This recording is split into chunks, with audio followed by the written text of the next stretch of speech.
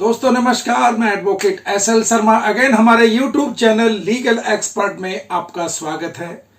दोस्तों, अगर आप लॉ की तैयारी कर रहे हैं या पुलिस ऑफिसर की तैयारी कर रहे हैं या आप कानून की जानकारी चाहते हैं तो आपको आईपीसी 6 के बारे में जरूर नॉलेज होना चाहिए कि आईपीसी 6 क्या कहती है, सजा के बारे में, अपराध के बारे में। कुछ अपराध आईपीसी में 6 में अपवाद के तौर पे देखे जाते हैं। कुछ अपराधों को इसमें आईपीसी 6 के द्वारा कवर मिलता है। यानी आप कह सकते हो दृष्टांत, साधारण अपवाद या अपवाद दंड। इसके अंदर मैं आपको विस्तार से बता रहा हूं आईपीसी 6 क्या है। दोस्तों, आईपीसी 6 में एक अपवाद है आत्मरक्षा का अधिकार। कोई भी व्यक्ति अगर अपनी आत्मरक्षा करता है, उसे इस प्रकार यदि वो व्यक्ति किसी की हत्या कर देता है तो उसको दंड नहीं दिया जाएगा। यह एक अपवाद है जो इस प्रकार से है, और भी अपवाद हैं जो धारा 76 से लेके 106 तक में कवर किए गए हैं। यह धारा 6 इसी के बारे में बताती है, इन अपवादों के बारे में।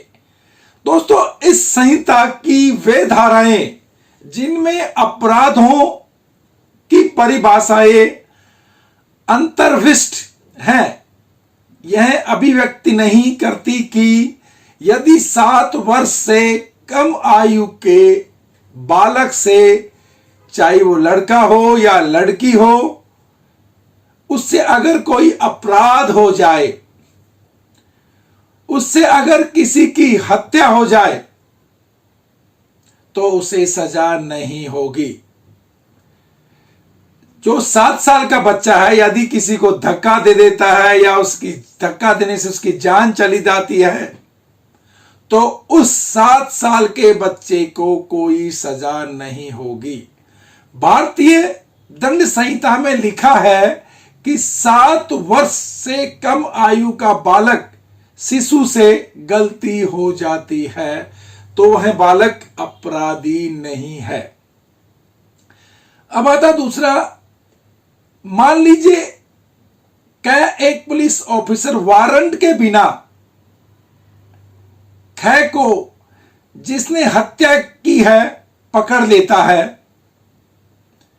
तो यहां कै सदोष परिरोध के अपराध का दोषी नहीं है, क्योंकि वह खै को पकड़ने के लिए विधि द्वारा आबद्ध था और इसलिए मामला उस साधारण अपवाद के अंतर्गत आ जाता है जिसमें यह उपबंधित है कि कोई बात अपराध नहीं है जो किसी ऐसे व्यक्ति द्वारा की जाए जो उसे करने के लिए विधि द्वारा पाबंद है।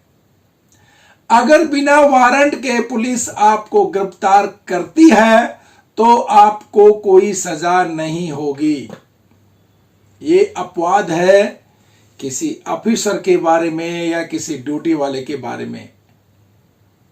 दोस्तों, धारा 6 का जो कंक्लूजन्स मैंने निकाला है, यह बहुत ही महत्वपूर्ण है। अगर आप लॉ की पढ़ाई कर रहे हैं या पुलिस ऑफिसर बनना चाहते हैं तो आपको आईपीसी की धाराओं का ज्ञान बहुत जरूरी है, क्योंकि इसमें जो भी पुलिस की अगर तैयारी करता है तो आईपीसी से संबंधित बहुत सारे क्वेश्चंस आते हैं। तो आप समझ सकते होंगे कि आईपीसी का ज्ञान कितना आवश्यक है। और यदि आप लॉ की तैयारी कर रहे हैं तो आपको किसी से कुछ पूछने की जरूरत नहीं है कि आपको आईपीसी पढ़ने की कितनी आवश्यकता है।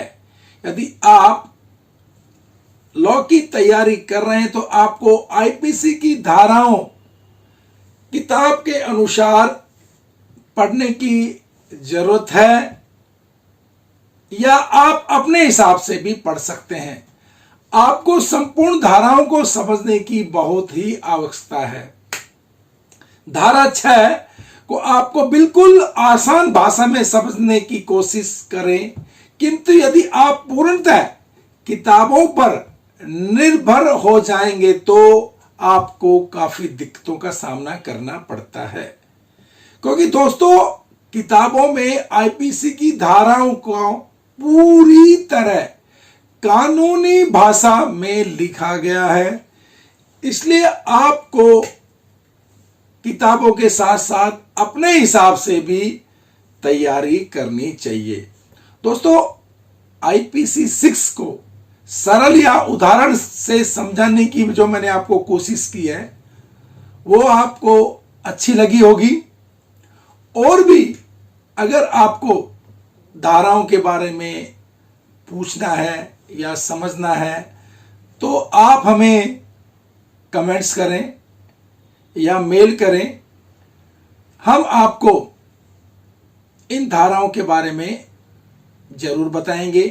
और दोस्तों हम आजाद भारत के नागरिक हैं, हमें अपने देश के कानून का सही ज्ञान नहीं है तो हम चलते फिरते घूमते टहलते खाते पीते मस्ती मारते हुए अनजान में बहुत से कानून तोड़ते हैं। यदि आईपीसी का ज्ञान होता तो हम ऐसा नहीं करते। दोस्तों आज के इस दौर में हम अपने कानून के विषय की जानकारी होनी जरूरी है। यदि हमें धाराओं का ज्ञान है तो हम कुछ भी कर सकते हैं कानून के तहत। तो चलो फिलहाल जो मैंने आपको आईपीसी धारा 6 के बारे में बताया है, और भी अगर आपको मेरे से कोई जानकारी चाहिए तो प्लीज आप हमें कमेंट्स कीजिए और हमें हमारे चैनल को लाइक कीजिए, सब्सक्राइब कीजिए, ताकि हमारे द्वारा सर्वप्रथम अपलोड किए गए कानून से संबंधित जानकारी के वीडियो आप तक सर्वप्रथम पहुंच सके। दोस्तों जय हिंद, जय श्री राम।